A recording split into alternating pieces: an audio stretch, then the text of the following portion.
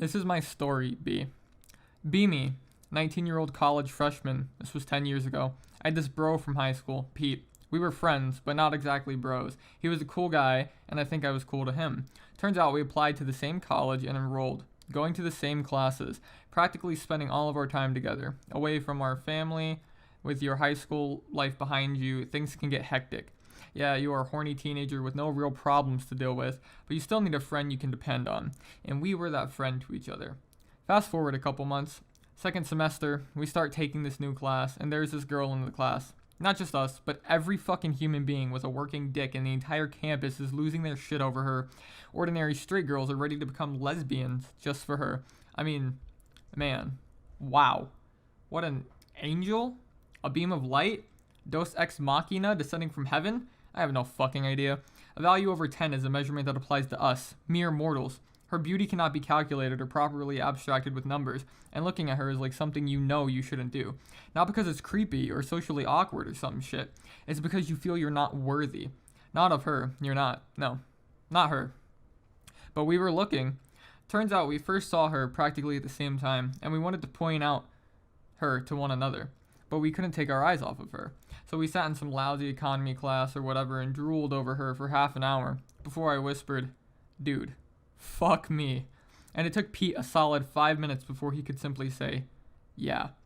There she was, this 5'9" lady with long, wavy auburn hair and emerald green eyes to die for. And I'm pretty sure, to kill for. Sitting just a couple feet away from us. Yeah, so, fuck me was the correct response in that situation. Pick is unrelated. It's some random chick. After the class, to this day, I can't for the life of me remember what the fuck it was about.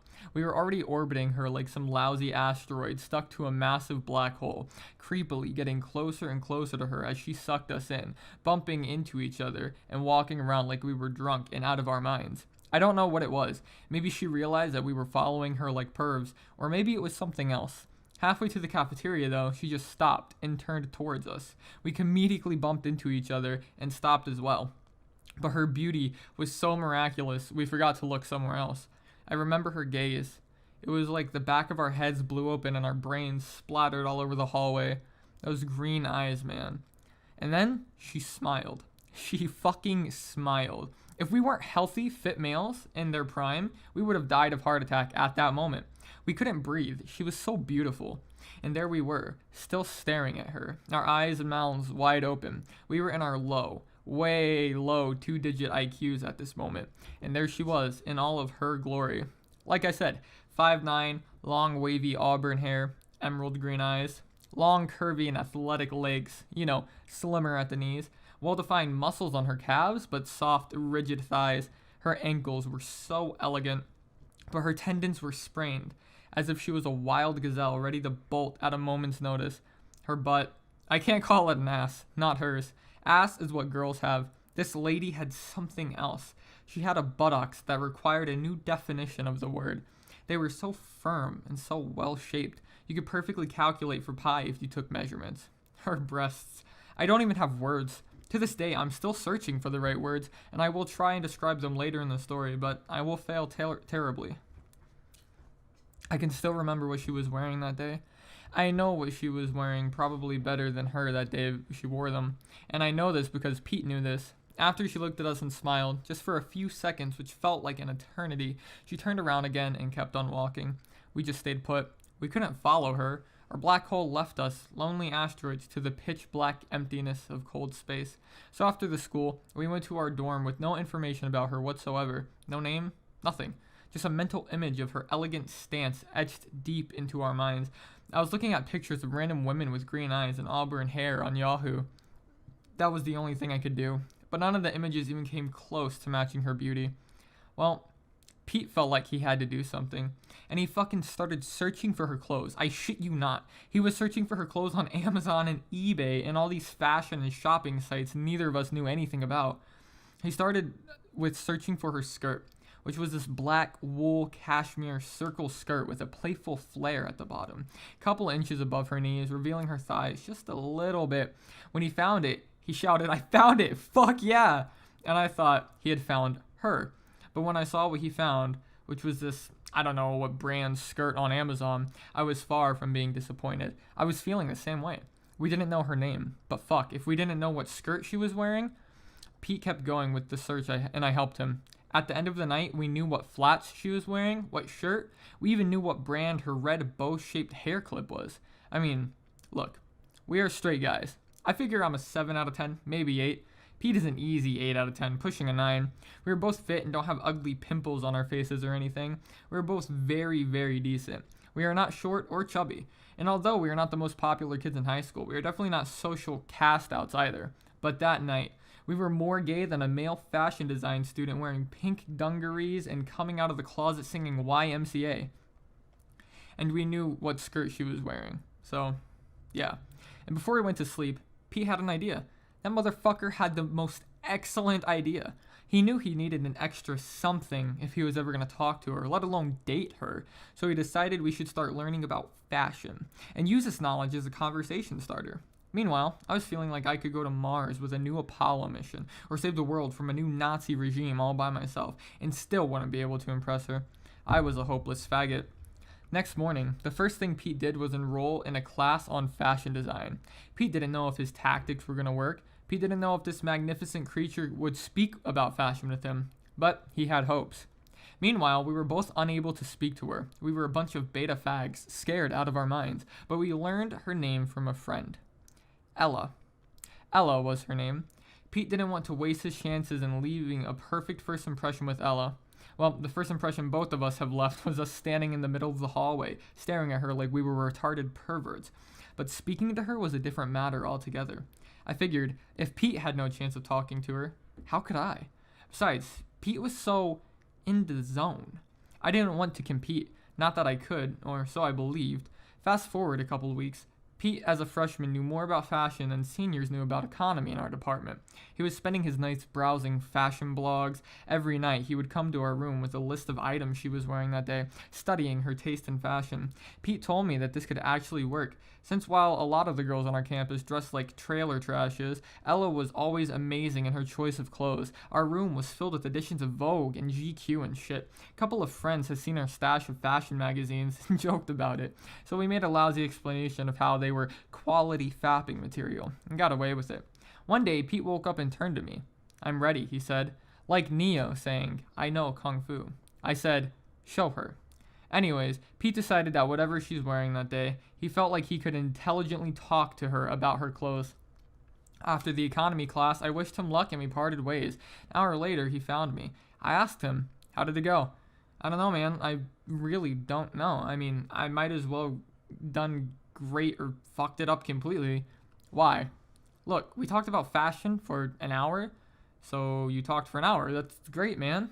Damn, we were beta fags. "Yeah, but what if she thinks I'm gay?" I started laughing. Pete had a point. Straight guys don't usually talk about fashion, certainly not about women's fashion. Suddenly, Ella comes out of nowhere. I froze. Pete looked at me and understood that Ella was coming our way. "Hey, Pete." And I heard Ella's voice for the first time. She had a crackly, deep voice. Kind of reminds me of Scarlett Johansson now. A lot of people don't think that voice is kind of flattering, but if you found me a soprano that sings something, I would have told you, shut that woman up and let Ella sing. "Hey, Ella," said Pete, his heart probably skipping a couple of beats. I remembered now. I got it from an anthropology. I have absolutely no idea what she was talking about. "Oh, thanks. Don't mention it. It's from last season, though. I don't think you could buy it for your sister, but they might have something similar." "Oh, well, thank you for telling me, Ella." "You're welcome. See you around, Pete." "See ya, Ella." And we watched Ella walk away from us gracefully until she disappeared in the distance, still looking at her general direction as if we could still see her. "Dude, your sister is 7. Yeah, I know." "She is... Yeah, I know. Magnificent." A week later, Pete had an idea. In order to not look like a gay couple, he suggested that we develop this manly handshake and establish that we are, in fact, bros. Like a bunch of idiots, we stayed up all night working out this complex yet subtle, or so we thought, secret handshake. Our stupidity was an immeasurable new height. Pete was chatting up Ella little by little every day. He was afraid of becoming a gay BFF and lose all chance of dating her. So he requested me to approach them tomorrow at some point mid-conversation and apply the handshake. Okay then. After our economy class, I gave Pete some time. Then I joined them in the cafeteria. As I approached them, Pete saw me coming, excused himself like a true gentleman, and he started acting out this ridiculous handshake in unison. I mean, it was absolute bullshit. Hands and fingers everywhere, clicking and fist bumping and doing other various stuff. It was like the douchebag version of Cirque du Soleil. Halfway through, yeah, it was that long, it almost needed an interlude, Ella starts laughing her ass off. She was laughing like a fucking crazy person. We froze. The blood drains away from Pete's face, pale as fuck. We realized that we just fucked up. We fucked up immensely. We force ourselves to turn and face Ella. She's trying to silence herself, still laughing. Pete and I still holding hands like fucktards. She tries to apologize for laughing, but then she starts laughing even louder. We look around and hope that no other person has acknowledged how dumb we look. Fortunately, no one other than Ella is laughing. But Ella is still laughing. Pete has this is how I die face. I'm all goodbye world.jpg. Ella's laughter finally dies down, and we're looking at her like rabbits caught in headlights. Guys, I know you're not gay. And she starts laughing again. Pete looks like he's about to shit his pants, and I don't know what it was. Maybe I started losing my nerve, or maybe it was like a chain reaction to Ella's laughter. I started laughing my ass off as well. That manly handshake started playing out in my head over and over again, and I began to imagine myself doing the handshake and realized how absolutely idiotic it must have looked. Pete started laughing as well. All three of us were crying at this point. Now people are looking at us like, what the fuck? And that was how I met Ella. We finally sit down. I'm still chuckling like an ape. I extend my hand towards Ella. Hi, I'm Anon. She firmly grabs my hand. My God, her hands are beautiful. Long, slender fingers embrace my hairy man paws like the branches of a delicate flower. She has a very cold touch, almost freezing, but at the same time, it's an awakening feeling.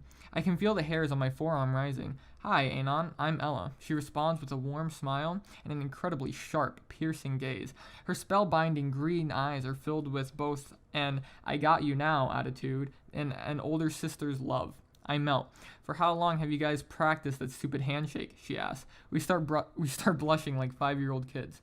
All night, Pete answers as silently as possible.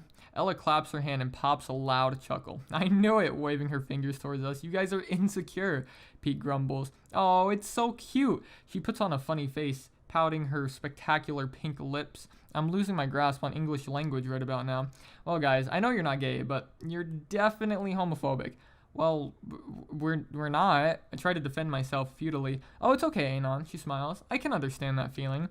Pete must be losing his mind. He just sits there, trying to find a way to regain his composure. Oh, come on, Pete. I know you would feel uneasy talking to me about fashion. Pete looks shocked. He doesn't understand how he could be sidelined so bad. But he tries to make a case, which I assume he has none. It's really okay, Pete. I can sense that what you've been working on, fashion, makes a finger quote, for some time. Oh fuck, .gif. Our jaws are sweeping the floor. How? Pete mumbles. Seriously? I know about your fashion class in your room full of fashion magazine. Ella winks at Pete. I'm about to lose my shit. Pete looks like he's shot by a Cupid's 50 cal machine gun. He's crushing hard, madly in love.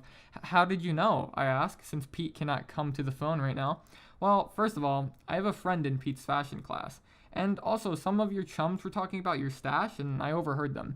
Pete silently mouths, fuck me. But most of all, Pete, I can see that you are new to the fashion world. Where did I go wrong? Pete must have been losing his hope at this point. Well, a fashionista, how can I put it, must look more fashionable, don't you think? Ella was right. Granted, Pete didn't walk around wearing shitty flip-flops and baggy sweatpants, but he wasn't actually a fashion icon either. Pete looks like he's about to burst into tears. Besides, your fashion sense has no context. A person who is deeply involved in any subject always speaks in some sort of context. As Ella talks about Pete's failure, I can feel both incredibly sad and incredibly turned on. Maybe I'm not from a family or a place where there were a lot of smart women around, and maybe I was just a dumb homophobic or maybe even sexist fuck who thinks all women learn everything in life by furiously banging Ken and Barbie dolls together in their childhood. But I'll be damned if this magnificent woman isn't smart. Hey, it's okay, Pete. Ella sees Pete cringing like a puckered butthole. I know why you did it. You have nothing to be ashamed of. Pete lightens up like someone stuck a needle full of adrenaline to his chest. Meanwhile, I'm lost in Ella's eyes, studying her beautiful face as she talks. So, I'm going to give you a chance. Go ahead. Ask. Ask what? Pete shits the bed. Ella tilts her head and gives him a really face. Pete comes around again, gains his composure like a champ for the first time during the conversation. Well, do you want to grab a cup of coffee with me after school? Ella smiles at him and playfully nods with her eyes closed. I would love that, Pete. And she chuckles. As I sit there like a faggot thinking of asking, can I come too? Ella is beyond words to me. I feel stupid and powerless near her. Thank you. Pete barely makes any sense. I can't imagine being in his place right now. Getting the green light from Ella after believing that he fucked up so badly? Ella laughs playfully and changes the subject, so we sat there and talked about our lives and how we knew each other for an hour, and I was able to get to know Ella, even if it was just for a little bit.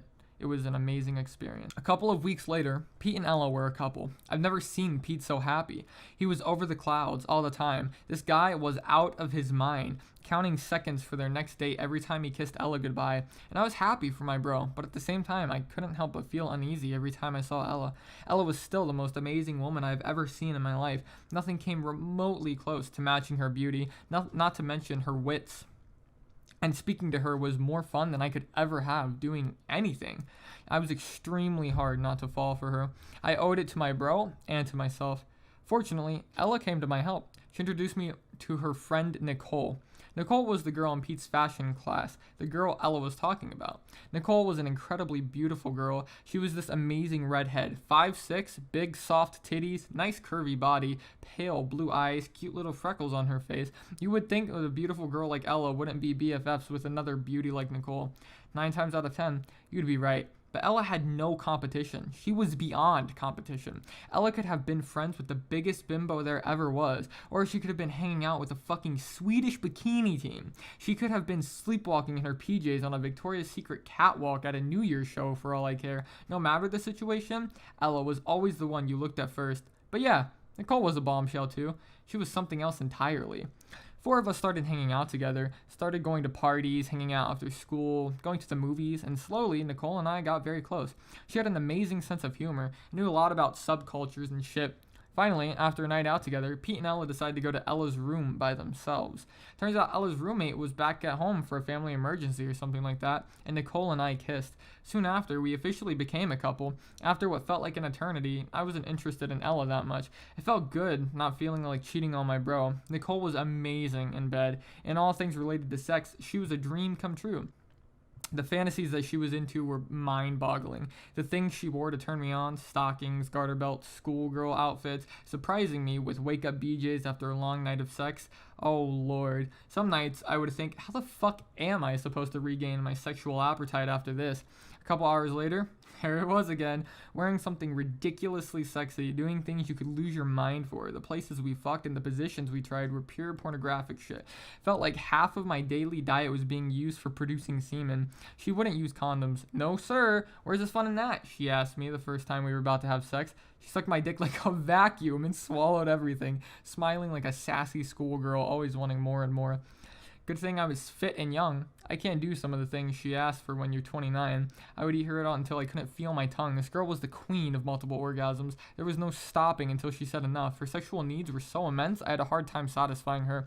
I was scared shitless if there would come a time where I'm simply not enough, but she was loyal and honest as fuck. Never even flirted with the other guys, let alone cheat on me. I was really skeptical at first. It's the complete opposite of what you would expect. I somehow raised the issue with a delicate yet curious manner. I was treading lightly and didn't want to offend her.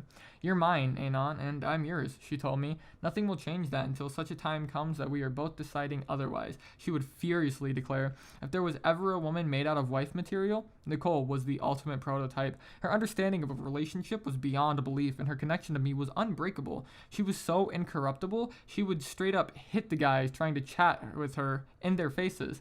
You come near me again, and I swear to God, I will use my entire boyfriend like a retractable baton and fuck you in the ass with him. That's an actual fucking quote. I heard her shout that at some poor kid. Holy fucking shit.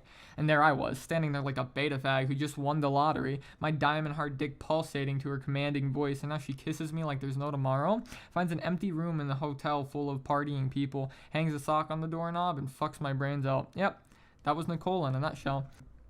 So, I never imagined there would be trouble in paradise, but come summertime, something else happened. My dad asked one of his old friends in LA for an internship position on my behalf. His friend accepted me to his firm, and while everybody was having a great time, I was supposed to work at the accounting department of this design office in LA. This meant that I wasn't going to spend my summer satisfying Nicole, or doing anything fun for that matter.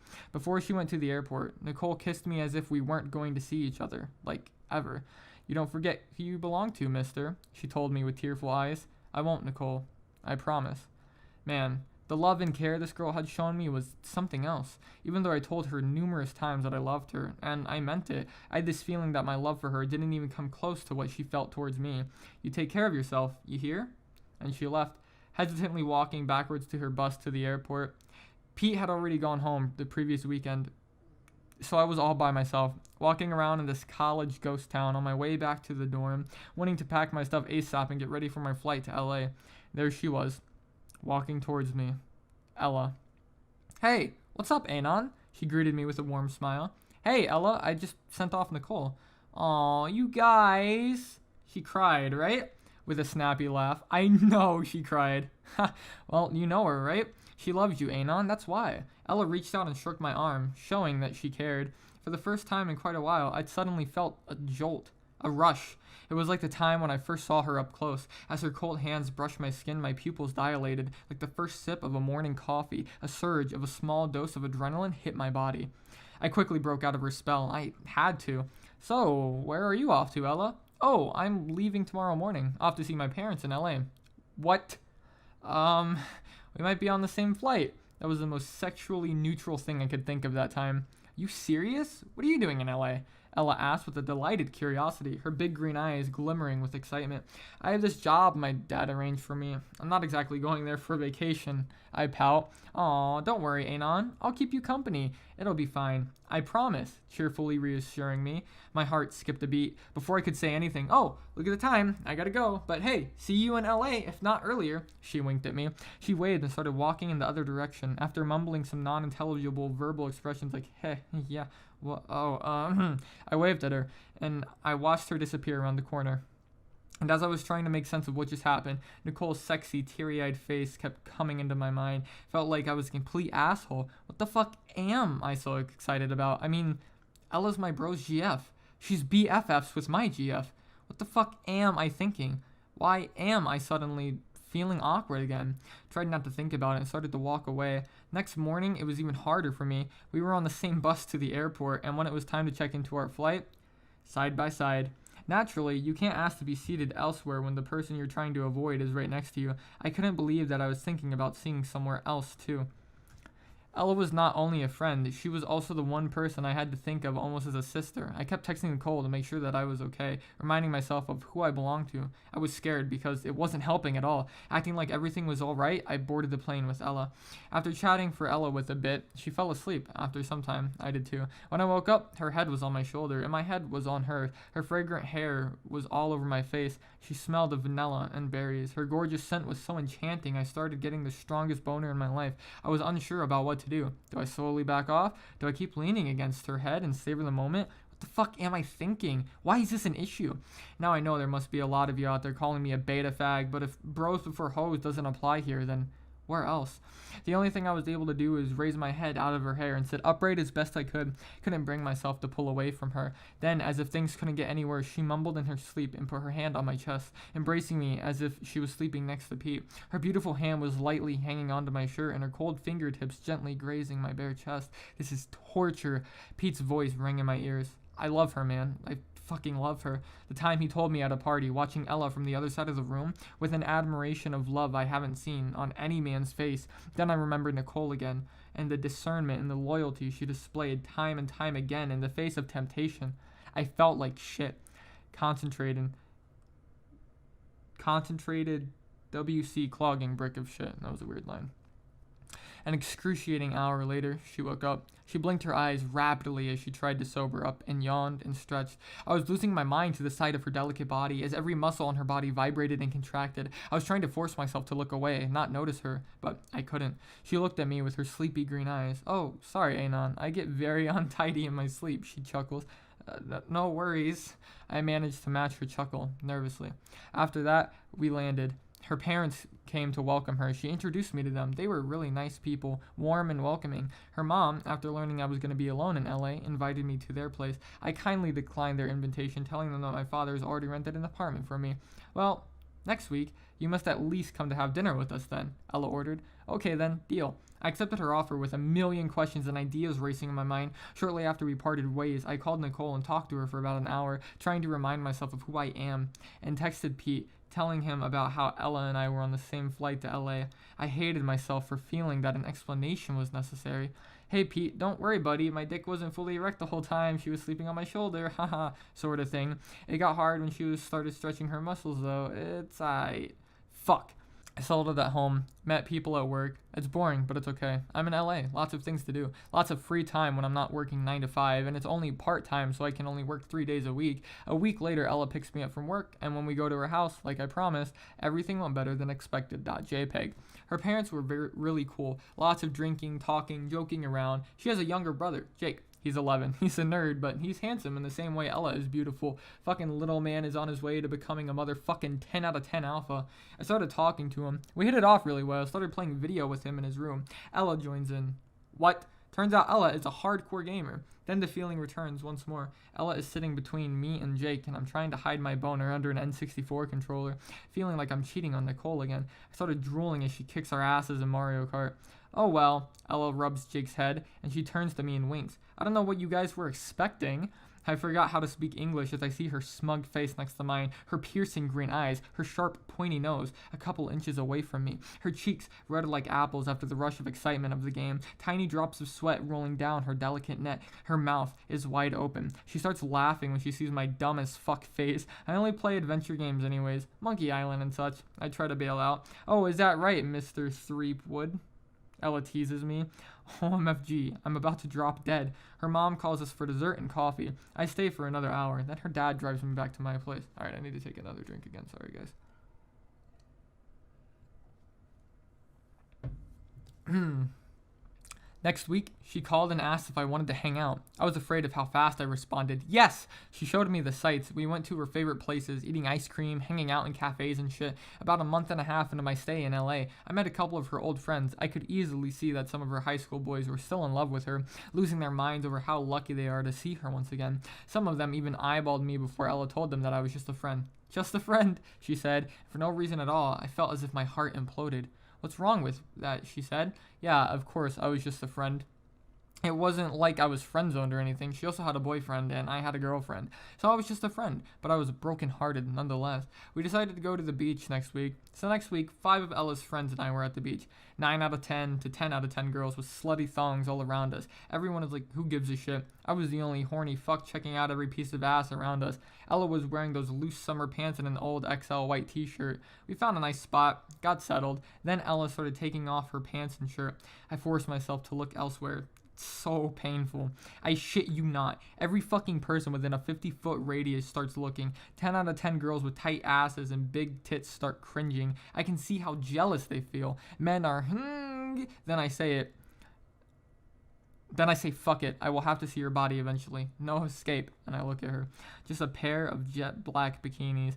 In them, the most unquestionably beautiful woman there ever was. Her wavy auburn hair streams to her broad but willowy shoulders. Sharp sunlight is glimmering on her bright green eyes. Her face is already tanned. Reddish spots are formed over her soft cheeks, her petite pink lips, and her sharp, small diamond chin, both moisturized by tiny droplets of sweat. The elongated and tender tendons of her neckline flows to the most beautiful and deep jugular knot, surrounded by the sharp clavicles, and then I see them. I don't think I've ever seen such breasts before, not with my own eyes, not in pictures, not in real life, slightly bigger than plump grapefruits? Grapefruits? That's weird.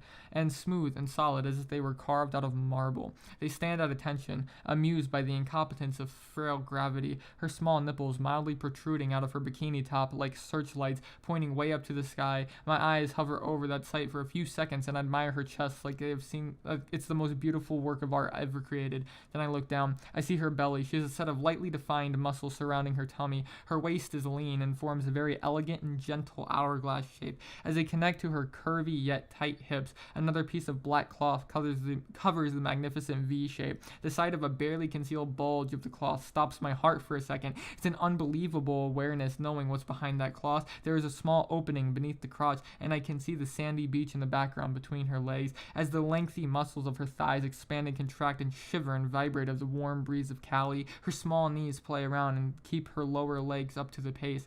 As the tan muscles around her tibias enjoy the sunlight, her feet dig shallow spots into the sand. Tip of her toes curl and point. Her heels ascend out of the sand and dance in the air. Ella. Words are empty. My eyes were fixed on Ella. Ella looks at me. She leans in with a funny smile on her face. Her youthful breasts come closer to mine than ever before. And you are staring, Anon, she says calmly while giggling. My face turns into a Mexican tomato plantation. She walks by me towards the ocean, looks back with a smile warmer than a midday sun. You coming? And runs into the lukewarm water while bouncing her perfect fanny. Yeah, in a minute, yeah. I wasn't about to display the biggest tent of my life in front of everyone. She voices a snappy laugh and starts backstroking away from the beach. I sit there and start reciting the multiplication table as if I was with Nicole in bed, trying to delay the inevitable. Moments later, I join her.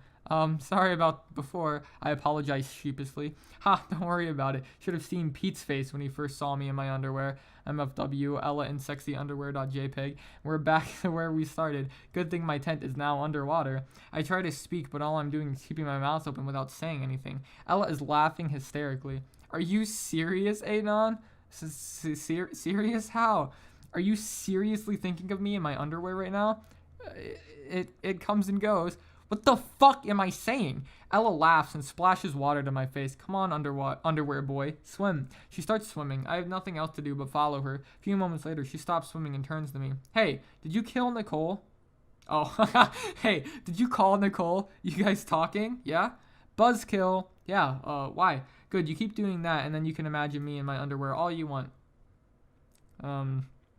She chuckles like a prankster and starts swimming back. My mouth was like a keyboard with coffee spilled all over it. I followed her back to the beach.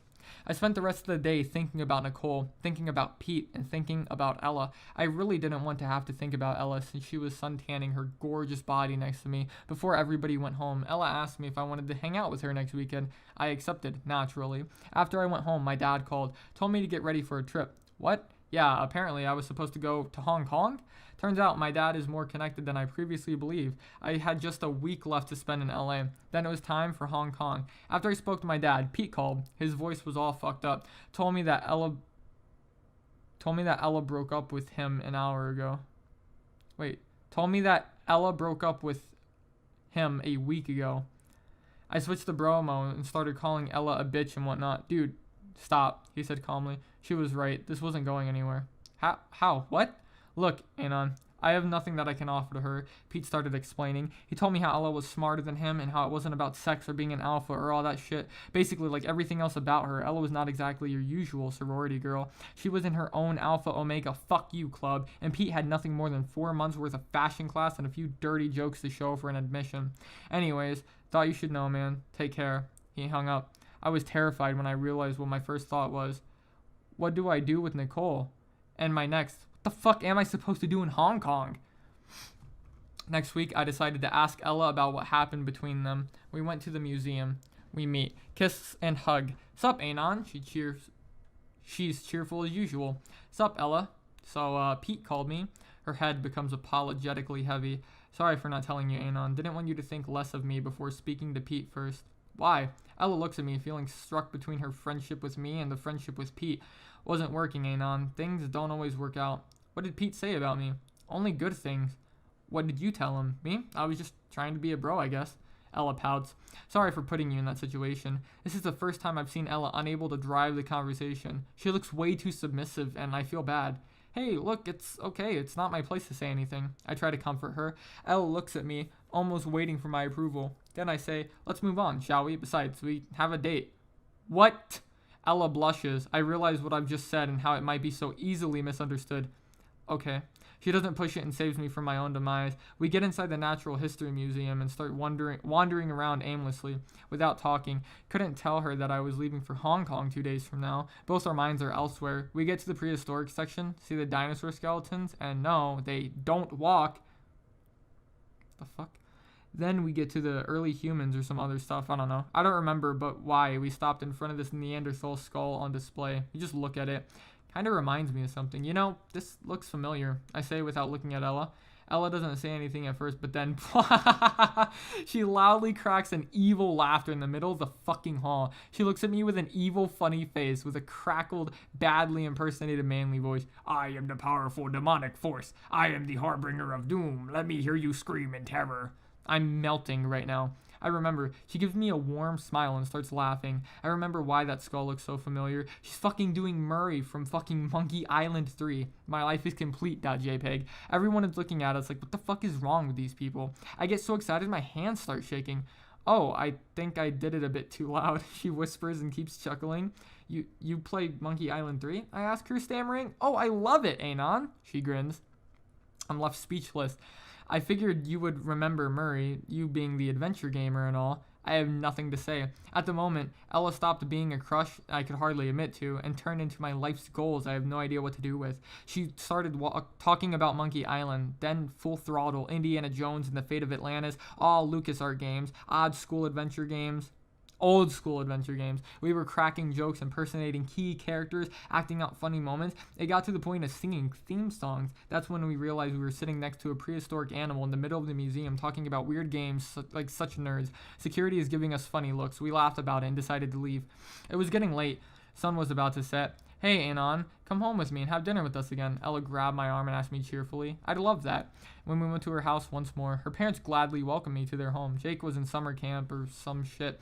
During dinner, all we could do was talk about games, anime and comic, the whole nerd 9 yards. Her mom and dad were giving each other smirky looks. I didn't care. I was losing my mind. Ella, the perfect girl. Ella invited me to her room, and that was the first time I've ever seen Ella's room. Anime posters on the walls, a cute bed sheets with girly flowers and stuff, a whole fucking bookcase full of video, her neatly folded clothes everywhere, a full repertoire of fashion Pete studied to understand for a whole summer, a cute and girly elegance, and a hardcore and tomboyish geekdom. Geekdom? The best of both worlds. If there ever was such a thing, I'm at a loss for words. I declare with my mouth wide open. Ella chuckles and playfully punches my shoulders. Shut up. What were you expecting? Wall-to-wall posters of some boy band?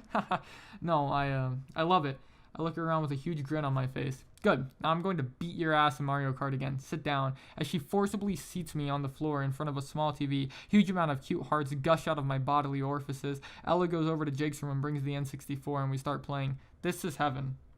Take a drink again. Hold on. I think it's also worth noting, I apologize if I stutter at some lines in this story. It's actually kind of poorly typed. There's a lot of spelling errors, and I've also never read this before. This is my first time through, so just apologies. She kicks my ass in Mario Kart again. We switch to the SF. She kicks my ass yet again. Next we try Split Screen 07.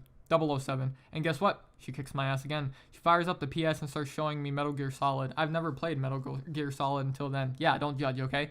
She starts telling me about the story, going crazy excited. Shows me the controls and starts watching as I fumble around. Laughs at my stupidity and ineptness every now and then. I play and play, lose myself, immerse myself in the excellence of MGS. Then I pause the game and realize that she has fallen asleep with her head on my shoulder, her sweet vanilla and berry scent filling my lungs once more. She looks peaceful and happy. I quit the game and put down the controller. I gently embrace her exquisite body, putting my arms around behind her back and under her beautiful legs. The thin veneer of her skirt rolls back, revealing her thighs. I carefully carry her to bed, tuck her in, just look at her and appreciate her unbelievable beauty for a moment. It's 3 a.m. Her parents must already be asleep. I don't have any way of returning home. I turn off the TV and the lights, grab a pack of neatly folded shirts and use them as a makeshift pillow and curl up on the floor. It's hard to fall asleep. The floor is too comfy. I hear shuffling behind me. I figure she must be turning around in her sleep. Then I feel her hand on my back, then over my shoulder. She rested on my chest, pulling a thin sheet of blanket over both of us. Her small feet play around and curl up next to mine as she spoons me. I could grab her cold hand and press it firmly against my chest. She mumbles and plants her face on the back of my neck, and I fall asleep, madly in love. Next morning, when I woke up, she was still sleeping. During the night, we ended up facing each other. When I opened my eyes, I found myself looking at her angelic face. Her hair was all over me. Her hand was still holding onto my shirt like the time it was back on the plane. I could feel her breath on my lips. I wanted to stay there. More than anything, I wanted to lay next to her forever, and I wanted to kiss her so much, but all I could think of was Nicole's face. I carefully reached for my phone in my pocket. Nicole left me a text. Hey, you. Wanted to surprise you before you go to Hong Kong. I'm in LA. Call me when you wake up. I love you. Oh shit, .gif. I go pale. My mouth dries up. My heart starts to beat in a fight or flight moment. I gently put Ella's hand down and back off without waking her up. I grab my things and exit the house without anyone noticing and call Nicole. She tells me to meet her on Venice Beach. I go grab a bite to eat on the way, coffee to wake up. The moment I see her, I realize the mistake I've made. Her hair is all messed up. She's still wearing yesterday's clothes. I didn't even brush my teeth, and my entire body smells like Ella's perfume. Never go full retard.avi. It's too late. She sees me and starts running towards me and jumps into my arm. She digs her lips into my mouth, holds me tightly, and starts kissing me furiously. She slows down, completely stops. Her hand and arms lose their grasp on me, and she slowly pulls away. She gently pushes me back to take a better look at me. She sees the guilt and fear on my face, and her pupils dilate. She starts turning red. Her eyes fill with fury and anger like nothing I've ever seen before. Her right hand pulls back and flies into my face. It lands perfectly, leaving my ears ringing, my vision blurred. She doesn't talk. I don't have anything to say for myself. I just stay there, with half of my face completely numb, unable to face her, unable to look her in the eyes. She slowly turns to me and starts walking, looks back. You coming? She asks, looks at me with tear-filled mad eyes. I obey and start following her. We sit on the beach overlooking Venice Beach. We sit there for a few minutes before she finally asks, did you sleep with her? She doesn't look at me. No. Did you kiss her? No. She stops for a moment. I realize what's coming and it's too late. She turns to me with a face full of tears and anger. You're in love with her? I can't say anything. I just sit there, my head as low as it can go. For how fucking long, Anon? Her voice trembles. How long? She asks again, barely audible. I don't know. She hesitates for a moment and then starts talking again. I should have known. For the past month, you were all Ella could talk about, Anon. I can't believe what I was hearing. I wake up with the shock of this revelation. She talked to you about me? I asked her with a skeptical and messed up face. Yeah. She opens her eyes wide, sarcastically. Can you believe that? You became her number one friend? Her confidant? Her BFF? She violently finger quotes her snappish remark. I don't have anything to say to Nicole, and I can't be angry at her for getting close to you. Anon. She stopped. But you... She gets close to my face and puts her index finger sharply to my chest. You should have known better, tapping my chest with her finger. Answer me, Anon. Answer me. What? I turned to her. She jumped back with a surprise. This was the first time she's seen me scream at anyone, let alone her. What do you want me to say, Nicole? That I love her? That I care for her? That no matter how I feel about you, I can't control how I always feel about her? That's not even when you and I were just friends and Ella was with Pete. I couldn't help but feel a strong desire for her. Nicole didn't talk. She just stood there and watched me talk with a heartbroken face. What do you want me to say, Nicole? What do you want me to say? That's the first thing I felt was relief when Pete told me that she broke up with him. Okay, she whispered and stared into the distance. We continued to talk, getting angry at each other at times, but it was more upsetting than vexing. After an hour of furious argument, we were tired, and we were pissed off. Nicole didn't hold back her love for me. She got close to me and put her head on my shoulder, and we started watching the sunset. You know what, Anon? She spoke kindly, like a whisper. There isn't enough sex tricks in the world to keep you away from Ella. I froze. I felt like a sharp object had pierced through my chest. There isn't enough small jokes, bouquet of flowers, or boxes of chocolate that Pete can come to her door with, she sighed, so he can hold on to Ella. I couldn't speak. I couldn't breathe. And it's all right, Anon. No matter what we do, you guys were made for each other. She spoke as she gave into reality. So, you go ahead. I told you that you were mine until we both decided otherwise. And we both decided otherwise. You know that.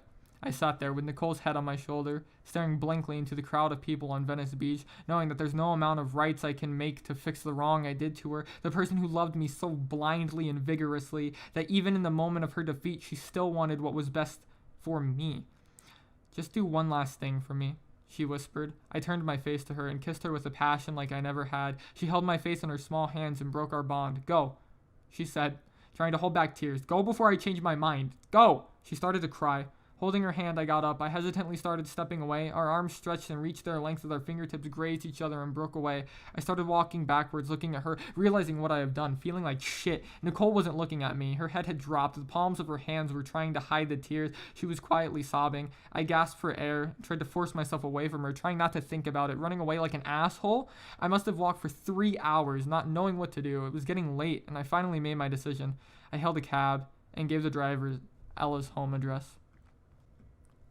I arrive at Ella's house. I approach her door, not knowing what to expect. I ring the bell, and the door opens. My heart stops when I see her. She lowers the cell phone from her ear and looks at me. That was Nicole.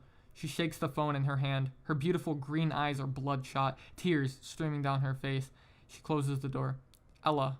I breathlessly shriek. I turn my back to the door. I start walking, and then collapse. I start crying like a bitch. This is just too much. First Nicole, and now Ella. The door quietly clicks open again. The afternoon sun casts a shadow over me. The shadow eagerly waits. What did she say to you? I can barely speak. That you loved me more than her, you stupid fuck. A cold hand grabs my collar and pulls me with force. I stumble and walk to Ella's door, following her stern pace. Tears and snot on my face, ugly as fuck. As I pass through the doorway, she turns around, violently slamming the door with a flick of her hand and pins me to the shut door with force, stuffs my face with her lips. My heart is beating like a jackhammer, and she just stays frozen, her lips nailed to mine, her chilled hands hanging from my collar. Her intense kiss gently becomes tender, and she stops kissing me, clumsily wipes my wet face with her hands, erotically chuckling her heart out while crying tears of joy. You look like shit, she laughs nervously. I smile and laugh. Come on. You need a shower. She drags me to her bathroom and gives me fresh towels. I take a shower for an hour, trying to calm my nerves and trying to make sense of this calamity. I take way longer than usual, knowing that when I get out, I'll have to face her and have to have a talk. I finally get out and wrap myself with her towels, go to her room. Ella is in her PJs. Her hair is wet. She must have had a shower too. She's sitting on her bed, all curled up, holding onto her legs. She has a deeply concerned look on her face. I sit next to her and stare at the wall, expecting a million questions, and she simply says, "Go ahead. Say it." I don't understand. I mean, say what? Say it, she tells me again with a calm voice. I love you. Good. She puts her hands on my face and her lips on mine and gives me the warmest, most gentle kiss I could ever imagine. We fall back onto the bed and she embraces me while her freezing hands caress my skin like ice. With her hot, soft lips brush against my face like a velvet cloth, I hold her tightly. She opens her arms and lays back, presents herself to me with an innocent smile on her face. I take my time to study her. I don't want to rush anything. My parents are gone for the day and we're all alone, she sings playfully. I have all the time in the world. I rub her tummy and kiss the notch under her neck. She sighs. Ella holds onto me tightly and locks me into herself with her legs. We stay like that for a long time, kissing and touching each other, enjoying the warmth of our bodies. She pulls up her knees, almost reaching my head. Using her toes, she carefully grips the edge of the towel around my waist, starting to slide it down surgically, exposing me. Ella looks down and then back up and flashes me a suggestive smirk. Her legs are gingerly dancing on my upper body. I can feel the muscles of her legs expanding and contracting as they move around. I slide my hand from her back to her bottom. I feel the magnificent curvature of her strained hips and the catch of her waist on her PJ bottoms with my fingers. I slowly pull them down along with her panties. I feel a gush of warmth on my hand. I feel the touch of her silky, smooth, bare bottoms. She bites her lips and dives into mine again. She kisses me strenuously this time. Hot air licks my face as she exhales from her small, pointy nose.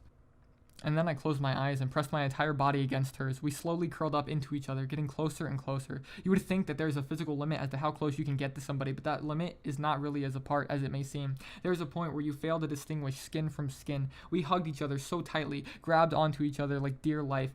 As if we were somehow let go, we would fall to our deaths as we became one. I don't remember at which point we were actually having sex, but that amount of love is such strong and intimacy. You don't really understand what's going on. You don't pay attention to how you're satisfying yourself and your partner. It's not about the tips and tricks anymore. It's not about knowing what limb to touch or where to kiss, lick, or do whatever. It's what level of unity transcends virtually every health magazine bullshit you can read about sex and intimacy. Time loses meaning. That night, I don't remember for how many hours. We were inseparable. We didn't say a word the entire time. No screaming, no loud noise, just heavy breathing. Lots of heavy breathing. The only thing that I cared. Her hands weren't cold anymore. Her touch was warm to me for the first time, and the only memory I cherished more than anything else was the feeling that as if we have known each other for all of our lives. That night, Ella wasn't a couple of months old friends who I cheated on my girlfriend or betrayed my best buddy for. She was the one person dearest to me. Above everything else, she was my missing piece. After a long time had passed, I finally remember whispering, "I love you," and falling into the deepest, most relaxed sleep I have ever had.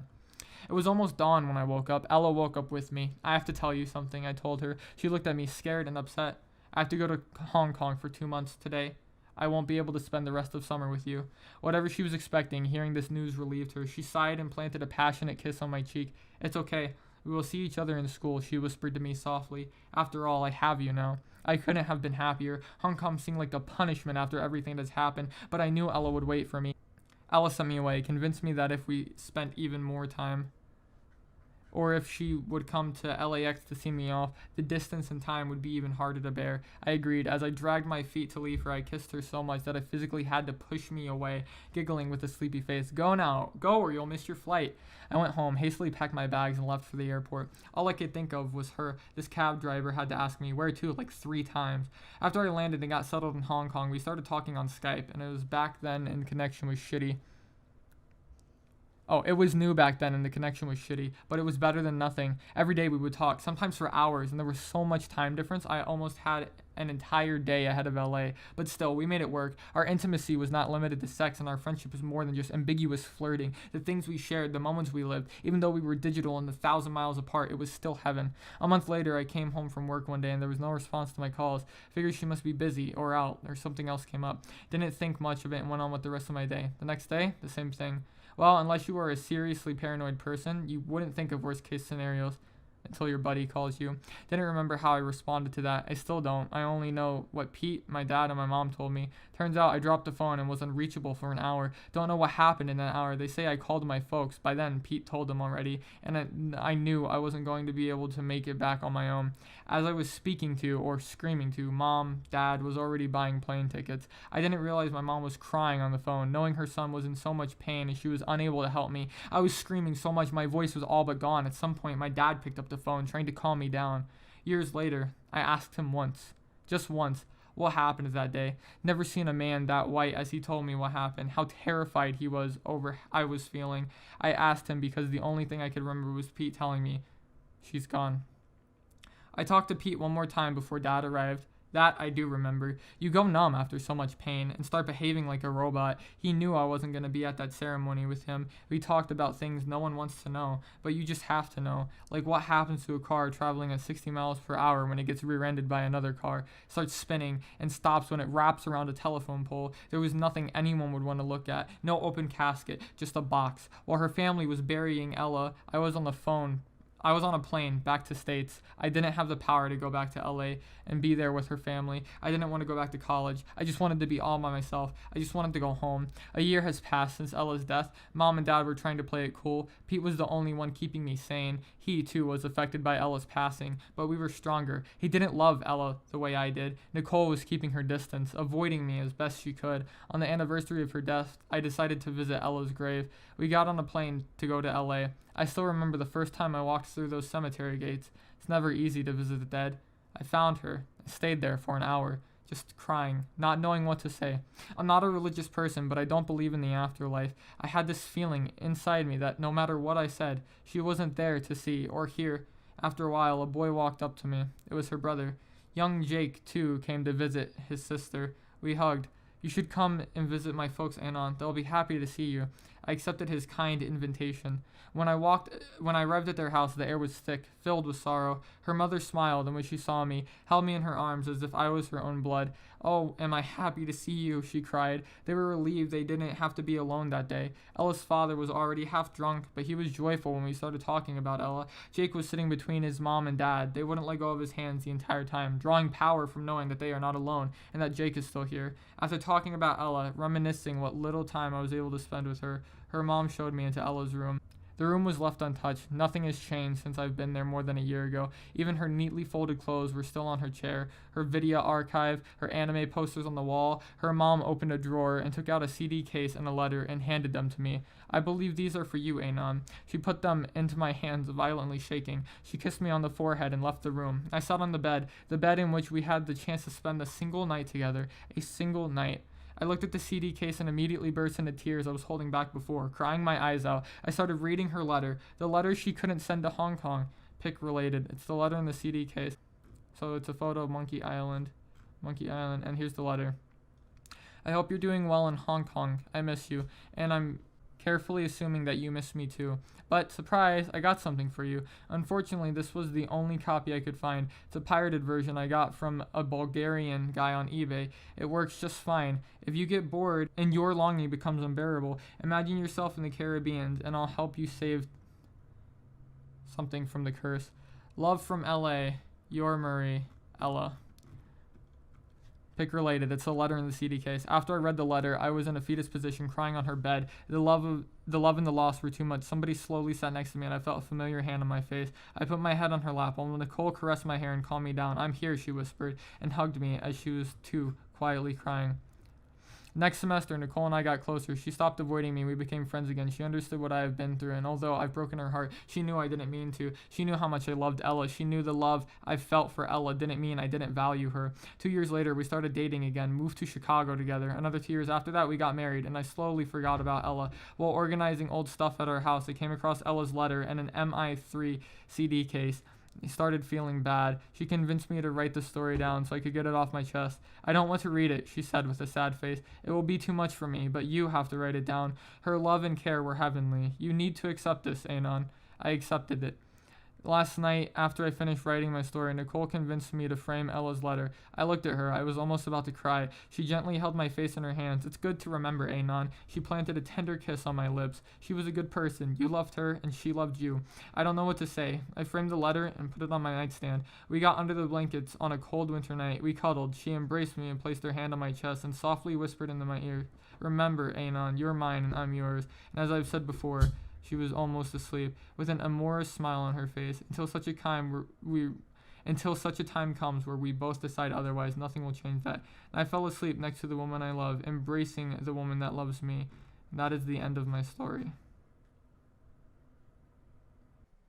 Well, guys, that was my reading of the Ella story. I hope you enjoyed it. I know a lot of people wanted a TLDR / they wanted to know what happened, but they couldn't read it themselves or they didn't want to. And honestly, you can't too long didn't read it for somebody. So I figured to go ahead and read it, and you guys can just sit back and listen.